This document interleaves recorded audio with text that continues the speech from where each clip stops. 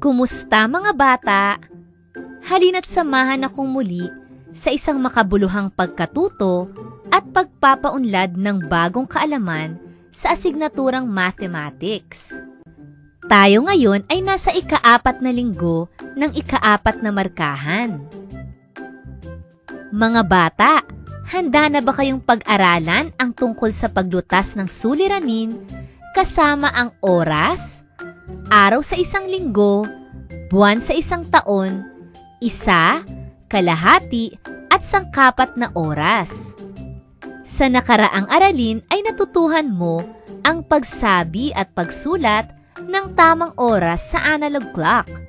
Natutuhan mo rin ang paglutas ng isang suliranin gamit ang iba't ibang pamamaraan. Sa araling ito, matututuhan mo ang paglutas ng suliranin kasama ang oras, araw sa isang linggo, buwan sa isang taon, isang buo, kalahating oras, at sangkapat na oras gamit ang angkop na pamamaraan. Tingnan ang halimbawa sa ibaba. Suriin mo kung paano ipinakita at inilarawan ang paglutas ng isang suliranin. Narito ang ating unang halimbawa. Nagluto ng hapunan si Aling Vilma para sa kanyang mag-anak. Tumagal ang kanyang pagluluto ng 1 oras. Anong oras siya natapos magluto kung nagsimula siyang magluto ng ika-6 at 30 minuto ng gabi? Narito ang ating solusyon sa unang suliranin. Ipinapakita sa orasan ang oras na 6:30 p.m.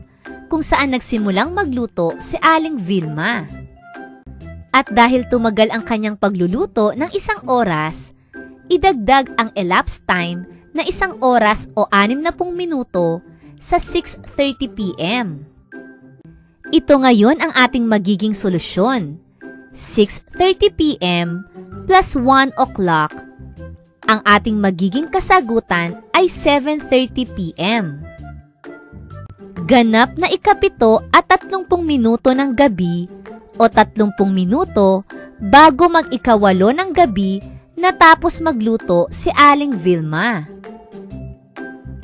Narito naman ang ating ikalawang halimbawa tungkol sa paglutas ng suliranin na may araw ng 1 linggo. Ganap na ika-5 ng Oktubre, nagsimula ang unang araw ng pasukan. Ito ay araw ng Lunes. Anong araw ang ika-26 ng Oktubre? Gamit ang kalendaryo, tingnan kung paano nilutas ang suliranin. Narito ang ating solusyon. Sa pamamagitan ng pagbilog ng mga araw sa kalendaryo, makikita natin na ang araw sa ganap na ika-26 ng Oktubre ay Lunes. Narito ang iba pang solusyon gamit ang division method. 26 minus 5 equals 21. 21 divided by 7 equals 3. Makikita mo na walang natira o remainder kapag ang 21 ay hinati sa 7. Ang 7 ay nanggaling sa mga araw sa 1 linggo. Matutukoy mo kung anong araw ang ika-26 ng Oktubre dahil sa walang natira, ibig sabihin pareho sila ng araw kung kailan nagsimula. Sa makatuwid, ang araw na ika-26 ng Oktubre ay Lunes. Narito naman ang ating ikatlong halimbawa tungkol sa pagtukoy ng suliranin na may buwan sa 1 taon.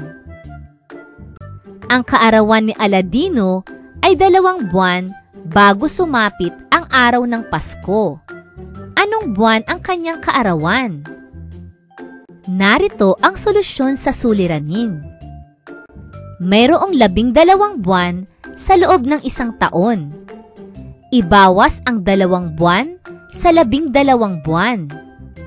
Ang magiging kasagutan ay 10. Ano ang ika-10 buwan? Tama, ito ay buwan ng Oktubre. Ipinagdiriwang ni Aladino ang kanyang kaarawan sa buwan ng Oktubre.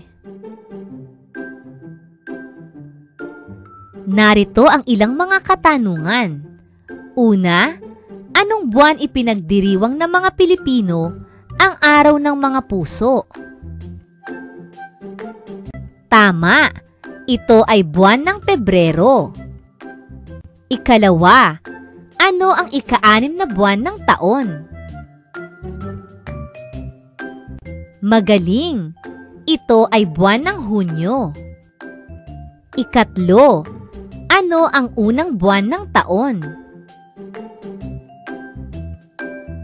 Mahusay, ito ay buwan ng Enero. Ika-4, ano ang huling buwan ng taon? Tumpak, ito ay buwan ng Disyembre. Tandaan mga bata, may 12 buwan sa loob ng isang taon. Ang mga buwan na Enero, Marso, Mayo, Hulyo, Agosto, Oktubre at Disyembre ay ang mga buwan na may 31 na araw. Ang mga buwan naman na Abril, Hunyo, Setyembre at Nobyembre ay ang mga buwan na may 30 na araw lamang. Samantala, ang buwan ng Pebrero ay ang natatanging buwan na may 28 araw at 29 na araw kung leap year. Para sa unang gawain sa pagkatuto, basahin at unawaing mabuti ang suliranin sa ibaba. Sagutin ang mga tanong sa ibaba at isulat ang iyong sagot sa kwaderno. Nagtungo si Lito sa bayan ng Santa Cruz noong 12 ng Agosto. Magsisimula siya sa kanyang pag-eensayo kasama ang iba pang manlalaro para sa darating na laban sa 8 ng Setyembre. Ilang araw ang itatagal ng kanyang pag-eensayo. Sagutin ang mga katanungan. Una, sino ang manlalaro na nabanggit sa suliranin? A. Manlalaro, B. Bata, C. Lito. Ikalawa, ano ang itinatanong sa suliranin? A. Araw ng itatagal ng pag-eensayo ni Lito. B. Ang araw ng laban ni Lito. C. Araw ng pag-alis ni Lito. D. Kailan uuwi si Lito?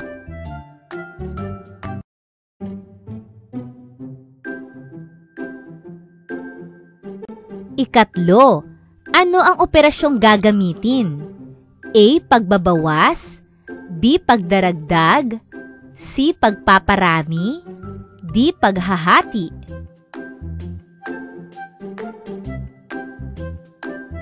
Ika-4, ilang araw ang itatagal ng pag-eensayo ni Lito? A. 26, B. 27, C. 28, D. 29.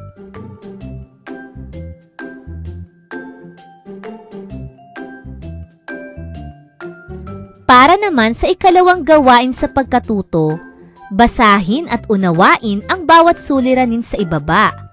Sagutin ang mga tanong gamit ang angkop na pamamaraan ng paglutas ng suliranin. Isulat ang iyong sagot sa kwaderno.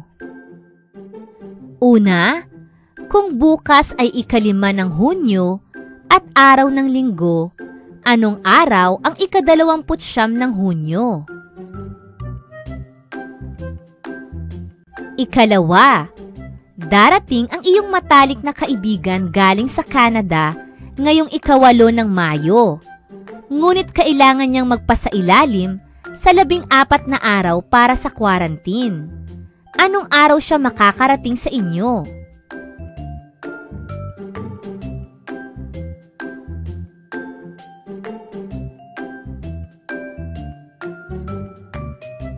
Basahin at unawaing mabuti ang sitwasyon. Sagutin ang mga tanong na nasa ibaba. Isulat sa kwaderno ang iyong sagot. Si Gab ay pumunta sa bahay ng kanyang pinsan sa Laguna noong Biyernes. Araw na ng Martes siya nakabalik ng kanilang bahay. Una, ilang araw ang lumipas bago bumalik si Gab sa kanilang bahay.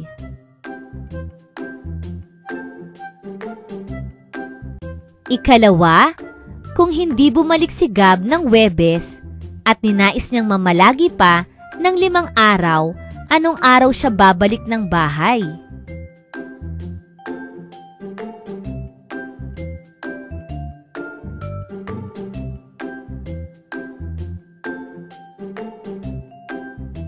Umaasa akong naunawaan mo at nasagutan mo ng tama ang lahat ng ating mga gawain. Hanggang sa muli mga bata, paalam!